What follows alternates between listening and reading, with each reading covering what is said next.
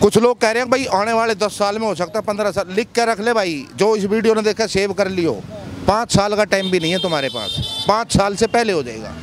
बांग्लादेश 2.0 भारत में होगा। हमारे जो chief of the defence staff थे जनरल रावत साहब, उन्होंने बहुत पहले कही थी कि आने वाले समय में भारत को 2.5 मोर्चों के ऊपर लड़ना होगा। एक मोर्चा खुलता पाकिस्तान की तरफ, एक खुलता चाइना की तरफ, और जो आधा जो मोर्चा है ना वो देश के अंदर खुलेगा और वो इन्हीं गद्दारों के लिए खुलेगा। 2.5 मोर्चे की लड़ाई के लिए भी तैयारी जो है कर रहे हैं हिंदू संगठन भी, सरकार भी, सेना भी। संगठन का मैं कह नहीं सकता, सरकार की मैं गारंटी नहीं लेता, भारतीय सेना की मैं गारंटी ले सकता हूँ एक सैनिक होने के नाते। दुश्मन को हर प्रकार का मुंह तोड़ जवाब देने में भारतीय सेना सक्षम है। हाथ डाल के ऐसे खींच लेंगे आतड़ियाँ। जो लोग इनका गुणगान कर रहे हैं ये भूल जाएं, जब ये पेलने निकलेंगे ना तो ये नहीं पूछेंगे तू किस पार्टी का समर्थक था और किस पार्टी का नहीं था। मैं भी काफिर, तू भी काफिर और सब काफिर, यही मूल एजेंडा है। जो ये सोचते हैं यार वहाँ हो रहा है यहाँ थोड़ी हो रहा है, हम तो यहाँ सुरक्षित हैं। ये आग आपकी दहलीज पर भी बहुत जल्दी आएगी। आप इस खतरे से निपटने के लिए कितना तैयार हैं ये आपको सुनिश्चित करना है। घुमा फिरा के सबका लक्ष्य एक ही है, वो है गजबे हिंद, और वो भारतवर्ष में भी होगा अगर हिंदू ऐसे ही सेकुलरिज्म करता रहेगा तो।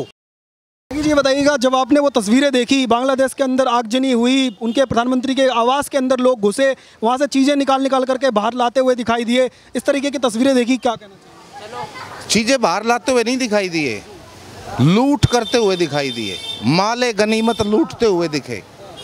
जो माले गनीमत कहा जाता है वो माले गनीमत, चाहे वो बकरी हो, बकरा हो, भेड़ हो, सोफा हो, एसी हो, टीवी हो, साड़ी हो, यहाँ तक कि जिस प्रकार से उन्होंने जो प्रदर्शन किया वो बड़ा हाथ में ले करके, ये सारी चीज़ें क्या हैं, ये क्या दर्शा रही हैं। और बांग्लादेश को देख करके कोई ये ना सोचे कि बांग्लादेश में हो रहा। बहुत सारे लोग हैं जो ये सोचते हैं कि यार वहाँ हो रहा है यहाँ थोड़ी हो रहा है, हम तो यहाँ सुरक्षित हैं।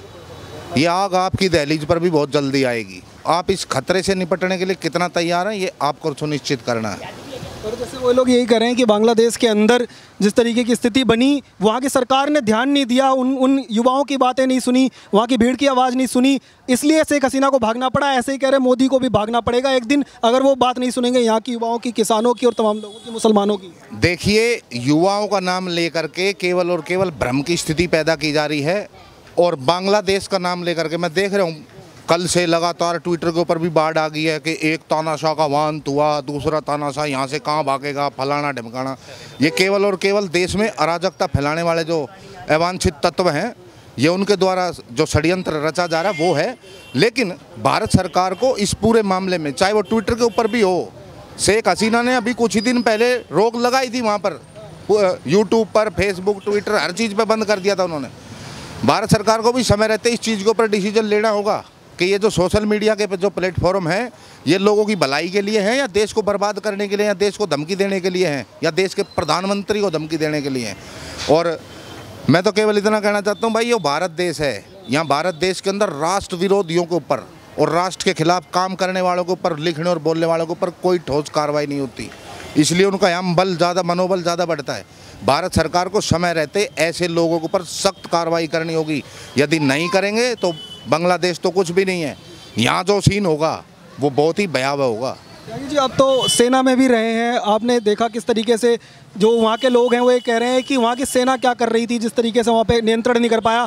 आपको लगता है भारत के अंदर स्थिति बनती है तो भारत की सेना का कंपैरिजन करना भी बांग्लादेश के साथ आपको लगता है बिल्कुल सही है कि जिस तरीके से लोग कंपेयर कर रहे हैं, भारत के अंदर सेना क्या मजबूत है, तैयारी है पूरी तरह से? ऐसे नहीं, भारतीय सेना बिल्कुल मजबूत है। और भारतीय सेना की तुलना यदि कोई बांग्लादेश से करता तो वो भाई सूरज को और दीपक को आप बराबर रखने का प्रयास कर रहे हो। हमारे जो chief of the defence staff थे जनरल रावत साहब, उन्होंने बहुत पहले कही थी कि आने वाले समय में भारत को 2.5 मोर्चों के ऊपर लड़ना होगा। बहुत सारे लोगों को 2.5 मोर्चे का भी नहीं पता। मैं बताता हूँ, एक मोर्चा खुलता पाकिस्तान की तरफ, एक खुलता चाइना की तरफ, और जो आधा जो मोर्चा है ना वो देश के अंदर खुलेगा और वो इन्हीं गद्दारों के लिए खुलेगा। आपको लगता है 2.5 मोर्चे की लड़ाई के लिए भी तैयारी जो है कर रहे हैं हिंदू संगठन भी, सरकार भी, सेना भी? भाई संगठन का मैं कह नहीं सकता, सरकार की मैं गारंटी नहीं लेता, ठीक, क्योंकि जिस हिसाब से देश में जो घटनाएं हो रही हैं, जिस प्रकार से सरकार का ढुलमुल रवैया रहा है, सरकार की मैं गारंटी नहीं लेता। ना मैं किसी राजनेता से जुड़ा हूँ, ना मैं कोई राजनीति पार्टी से जुड़ा हूँ। भारतीय सेना की मैं गारंटी ले सकता हूँ एक सैनिक होने के नाते। दुश्मन को हर प्रकार का मुंह तोड़ जवाब देने में भारतीय सेना सक्षम है। हाथ डाल के ऐसे खींच लेंगे आतड़ियाँ। जैसे आपने देखा कि कुछ दिन पहले ध्रुव राठी ने एक पोस्ट की थी और कहा था कि बांग्लादेश का लोकतंत्र जो है वो भारत से मजबूत है, बांग्लादेश का हैप्पीनेस इंडेक्स अच्छा है, बांग्लादेश कई मायने में बेहतर है। तो आपको लग रहा है आज उस तरीके की पोस्ट नहीं आ रही है, चीज़ें नहीं आ रही है, क्या कहना? भाई मैं आपको इतना कहना चाहता हूँ कि आप अपने इस इतने अच्छे चैनल के ऊपर और आप इतने पढ़े लिखे आदमी हो, किस आदमी का आप नाम ले रहे हो भाई? किस मूर्ख गधे का आप नाम ले रहे हो? उसको आप ऐसा बोल करके लोगों ने उसको एक प्रकार से हाईलाइट कर दिया, सेलिब्रिटी बना दिया, पता नहीं क्या हो गया। वो गटर के पिस्सू जितनी औकात है उसकी। ऐसे आदमी के ऊपर बोलना तो दूर, मैं थूकना भी पसंद नहीं करता। एक सोनू सूद एक्टर हैं, मानवता की बात कर रहे थे जब उन्होंने नेम प्लेट लगाने की बात आई थी। आज क्या आपको लगता है बांग्लादेश के हिंदुओं के लिए वो बोल रहे हैं? नहीं बोलेगा, क्योंकि उसकी गुदा में इतना दम नहीं है कि वो बोल सके ऐसे मुद्दों के ऊपर खुल करके। वो केवल उन सनातनी हिंदुओं को बोल सकते हैं जो सनातन हिंदू केवल और केवल सेवा को, मानव सेवा को, पशुओं की सेवा को, जो नदियों की भी सेवा करते हैं, जो पत्थरों को पूजते हैं, वो उनको सुना सकते हैं। अपने इन रिश्तेदारों को सोनू सूद नहीं कहेगा। और मुझको तो सोनू सूद क्या कहना, उसको तो आप ह्यूमैनिटी सूद कहो। वो ह्यूमैनिटी बहुत करता है, बड़ा बवंडर चला। अरे भाई मैं यहाँ खामखा उसका खुलासा कर दूँ, इतने अरबों रुपए वो खा कर डकार का बैठ गया सेवा के नाम के ऊपर। ट्विटर के ऊपर एक हैंडल बनता है, सोनू सूद को टैग किया जाता है, सोनू सूद उस ट्वीट को रीट्वीट करता है, लोगों को बोलता मैंने देखो इसकी सहायता करती, इसकी मदद करती। अगले दिन वो ट्विटर हैंडल गायब, वो ट्वीट भी गायब। जनता बेवकूफ़ बन रही है, जनता बेवकूफ़ बन रही है, वो बनाने लग रहा है। ठीक, कोई मानव मुनव सेवा ना है, कोई ह्यूमैनिटी ना कर रहा है। वो तो बड़े केवल दुकान चला रहे। तो ऑल आइज ऑन रफा कहते थे, आज वो all eyes on Bangladeshi Hindu नहीं कह रहे। नहीं, वो लाइन कह नहीं रहे हैं, लेकिन आज की डेट में ऑल आइज ऑन बांग्लादेश हैं। क्योंकि जिनको हिंदुओं की चिंता है उनकी तो आंखें वैसे ही वहाँ पे लगी हुई हैं। और जो ये चाह रहे हैं कि हिंदुओं को कैसे मारा जा रहा है, कैसे काटा जा रहा है, किस प्रकार से उनको हलाल करेंगे, उनकी आइज वैसे लगी हुई, आइज तो लगी हुई हैं, लेकिन केवल और केवल हिंदुओं को बर्बाद करने वाली आइज ज़्यादा लगी हुई हैं।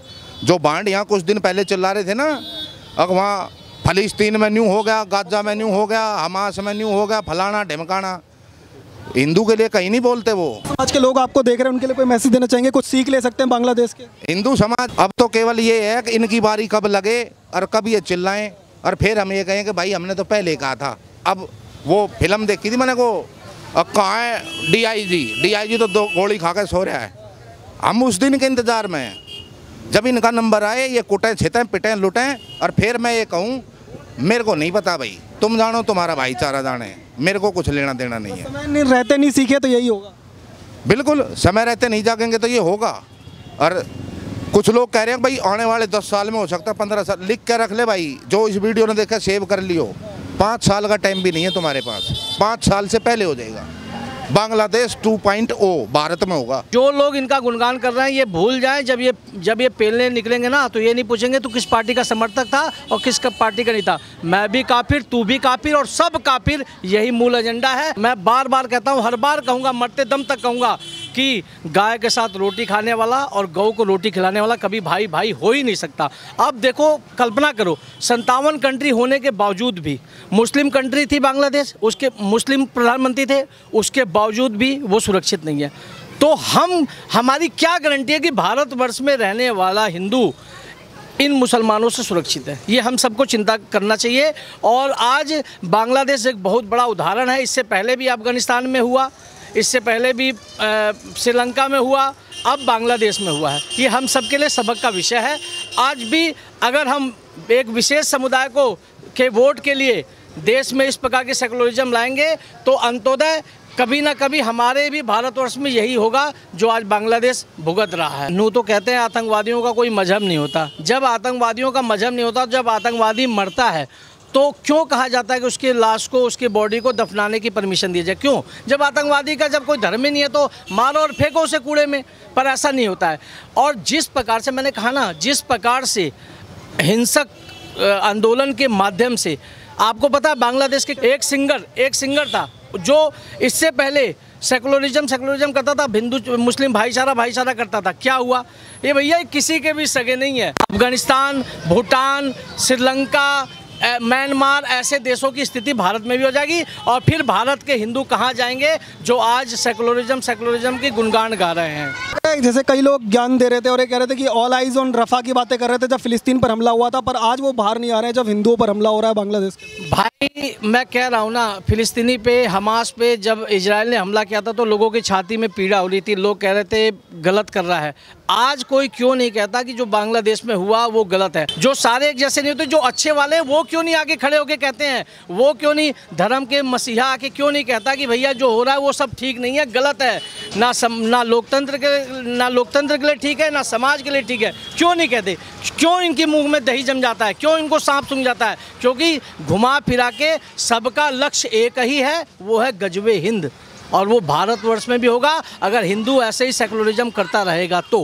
आपको लगता है अगर समय रहते सीख ले लें तो इस चीज़ को रोका जा सकता है? अरे भैया, एक कुंभकर्ण था और एक ये हिंदू है। कुंभकर्ण तो जग जाता था, ठेल ठाल के उसको दगाओ तो जग जाता था, पर हिंदू जग के राजी नहीं है, परिस्थिति कैसी भी हो। हिंदू जब तक खुद के ऊपर आफत नहीं आए तब तक उसको कोई फर्क नहीं पड़ता है बांग्लादेश में क्या हुआ, भूटान में क्या हुआ, बगल के राज्य में क्या हो रहा है, उससे कोई मतलब नहीं है। जब तक उसका खुद का घर बर्बाद नहीं हो जाता तब तक हिंदू जगता नहीं है। ये सबसे बड़ी सच्चाई है। और अब हिंदू नहीं जगा तो कहीं पूरे भारत क्या पूरी दुनिया में उसको कहीं रहने का ठिकाना नहीं मिलेगा। ये हम सब जानते हैं, ये सबसे बड़ी कड़वी सच्चाई है।